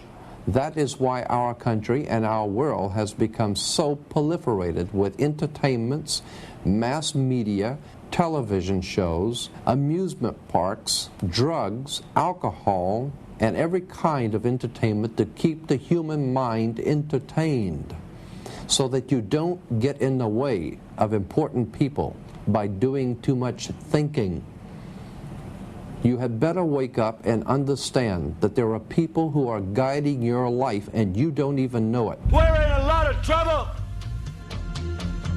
because you people and 62 million other Americans are listening to me right now, because less than 3% of you people read books, because less than 15% of you read newspapers, because the only truth you know is what you get over this tube. Right now, there is a whole, an entire generation that never knew anything that didn't come out of this tube. This tube is the gospel, the ultimate revelation. This tube can make or break presidents, popes, prime ministers. This tube is the most awesome goddamn force in the whole godless world. And woe is us if it ever falls into the hands of the wrong people. And when the largest company in the world controls the most awesome goddamn propaganda force in the whole godless world, who knows what shit will be peddled for truth on this network. So you listen to me. Listen to me. Television is not the truth. Television is a goddamn amusement park. Television is a circus, a carnival, a traveling troupe of acrobats, storytellers, dancers, singers, jugglers, sideshow freaks, lion tamers, and football players. We're in the boredom-killing business. But you people sit there day after day, night after night, all ages, colors, creeds. We're all you know. You're beginning to believe the illusions we're spinning here. You're beginning to think that the tube is reality and that your own lives are unreal. You do whatever the tube tells you. You dress like the tube. You eat like the tube. You raise your children like the tube. You even think like the tube. This is mass madness, you maniacs. In God's name, you people are the real thing. We are the illusion. The last thing the men behind the curtain want is a conscious, informed public capable of critical thinking, which is why a continually fraudulent zeitgeist is output via religion, the mass media, and the educational system. They seek to keep you in a distracted, naive bubble, and they are doing a damn good job of it. In 2005, an arrangement between Canada, Mexico, and the United States was made. This arrangement, unannounced to the public, unregulated by Congress, merges the United States, Mexico, and Canada into one entity, erasing all borders. It's called the North American Union, and you might want to ask yourself why you've never heard of this. In fact, there is only one mainstream reporter who has actually heard of and has had the courage to cover this issue. The Bush administration's open borders policy and its decision to ignore the enforcement of this country's immigration laws is part of a broader agenda. President Bush signed a formal agreement that will end the United States as we know it, and he took the step without approval from either the U.S. Congress or the people of the United States. It's a deal that few have even heard of. It's being done again by very few people at the very top on behalf of the investment class, but the working class of people, political officials across our country, from communities, from cities and so forth, they don't know anything about this. This isn't some trade agreement. It is a total removal of sovereignty from these countries, which will also result in a completely new currency called the Amero. Fall.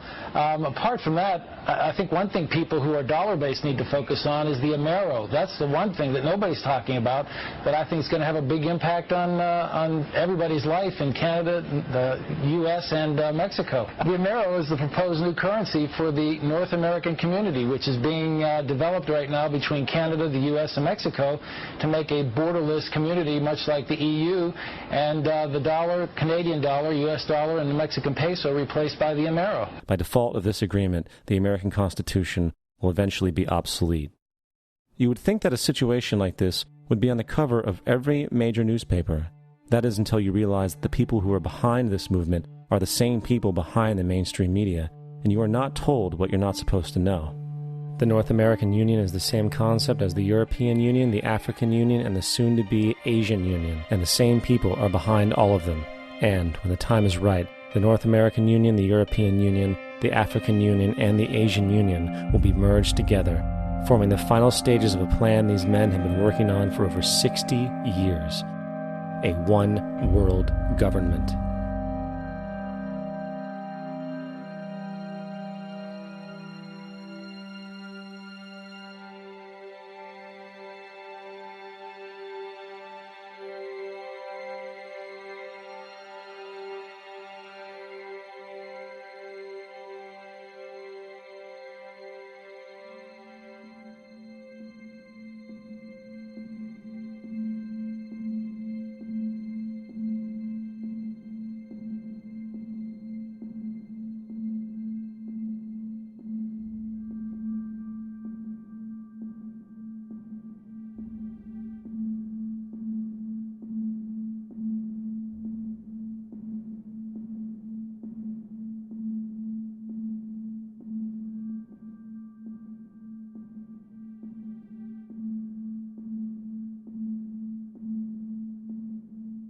One bank, one army, one center of power. And if we have learned anything from history, it is that power corrupts, and absolute power corrupts absolutely. This is Aaron Russo, a filmmaker and former politician. To his left is Nicholas Rockefeller of the infamous Rockefeller banking and business dynasty. After maintaining a close friendship with Nicholas Rockefeller, Aaron eventually ended the relationship, appalled by what he had learned about the Rockefellers and their ambitions. I got a call one day from an attorney woman I knew, and she said, would you like to meet one of the Rockefellers? I said, sure, I'd love to. And we became friends, and he began to divulge a lot of things to me. So he said to me one night, he said that there's going to be an event there, and out of that event, you're going to see we're going to go into Afghanistan, so we can run pipelines from the Caspian Sea. We're going to go into Iraq to take the oil and establish a base in the Middle East, and we're going to go into Venezuela and try and get rid of Chavez. And the first two they've accomplished. Chavez they didn't accomplish. And he said you're going to see guys going into caves looking for people that they're never going to find.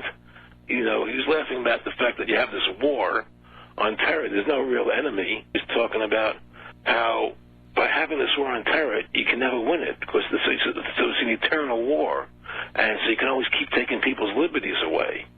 And I said, how are you going to convince people that this war is real? He said, but the media can convince everybody it's real. I mean, you know, it's just that you keep talking about things. You keep saying it over and over and over again, and eventually people believe it.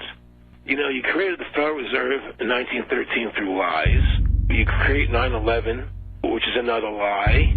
Through 9/11, then you're fighting a war on terror, and now all of a sudden you go into Iraq, which was another lie, and now they're going to do Iran.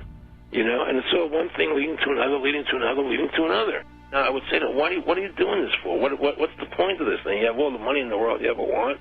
You have all the power. I said, you know, you're hurting people. It's not a good thing. And he would say, what do you care about the people for? Take care of yourself and you take care of your family.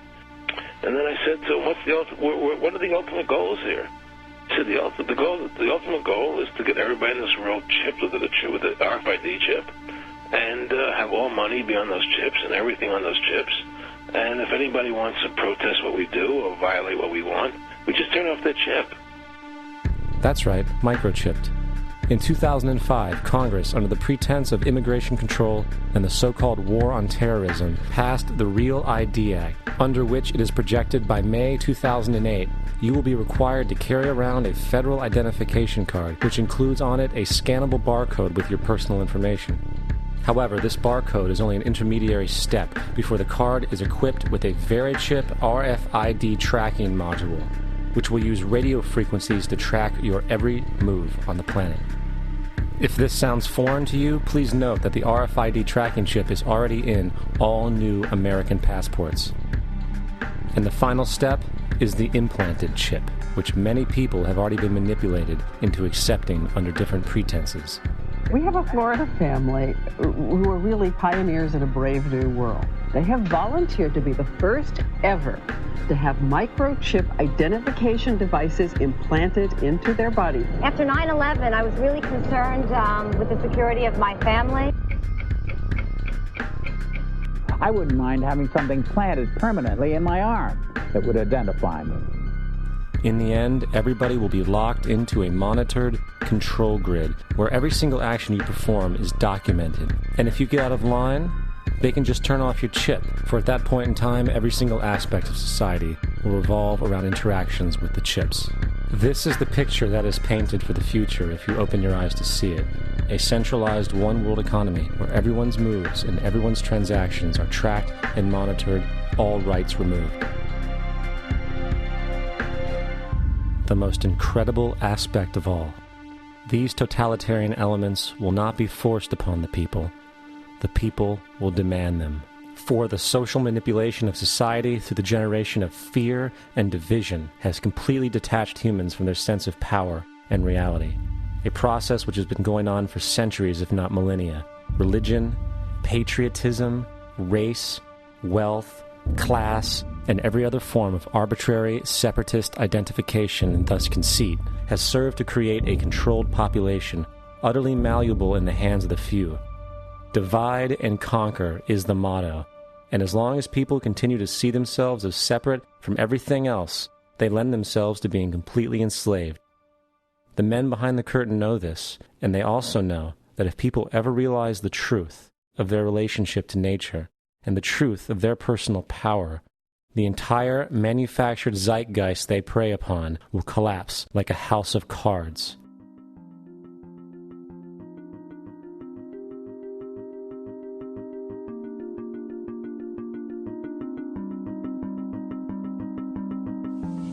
The whole system that we live in drills into us that we're powerless, that we're weak, that our society is evil, that it's crime-ridden, etc., and so forth. It's all a big, fat lie. We are powerful, beautiful, extraordinary. There is no reason why we cannot understand who we truly are, where we are going. There is no reason why the average individual cannot be fully empowered. We are incredibly powerful beings. You know, I think I spent 30 years of my life, in the first 30, trying to become something. I wanted to become good at things. I wanted to become good at tennis. I wanted to become good at school and grades and everything I kind of viewed in that perspective. I'm not okay the way I am, but if I got good at things, you realize that I had the game wrong. The game was to find out what I already was. Find out what I already was.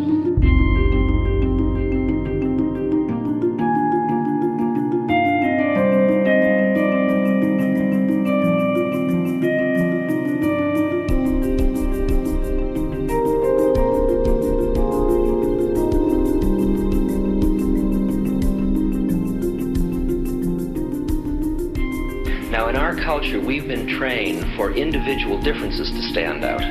So you look at each person, immediately it is brighter, dumber, older, younger, richer, poorer, and we make all these dimensional distinctions, put them in categories and treat them that way. And we get so that we only see others as separate from ourselves in the ways in which they're separate. And one of the dramatic characteristics of experience is being with another person and suddenly seeing the ways in which they are like you, not different from you. And experiencing the fact that which is essence in you and which is essence in me is indeed one. The understanding that there is no other. It is all one. And I wasn't born Richard Albert. I was just born as a human being. And then I learned this whole business of who I am and whether I'm good or bad or achieving or not. All that's learned along the way.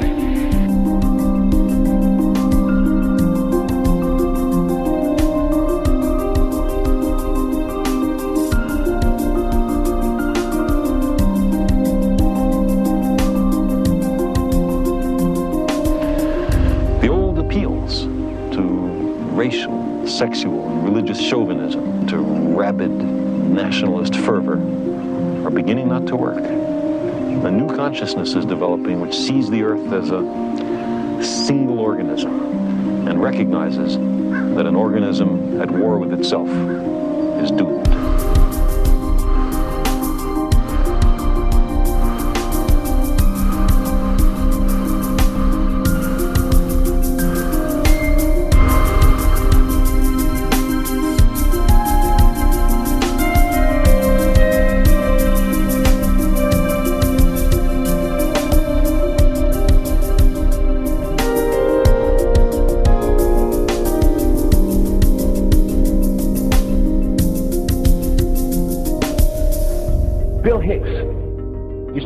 Shows with this. Life's like a ride in an amusement park. And when you go on it, you think it's real, because that's how powerful our minds are. And the ride goes up and down and round and round. It has thrills and chills, and it's very brightly colored. And it's very loud, and it's fun for a while. Some have been on the ride for a long time, and they begin to question, is this real, or is this just a ride? And other people have remembered, and they come back to us and they say, hey, don't worry. Don't be afraid ever, because this is just a ride. And we kill those people. Shut him up. I've got a lot invested in this ride. Shut him up. Look at my furrows of worry. Look at my big bank account. My family. This has to be real. It's just a ride.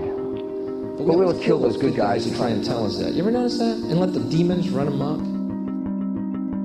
But it doesn't matter, because it's just a ride, and we can change it anytime we want. It's only a choice. No effort, no work, no job, no savings of money. Just a choice right now between fear and love.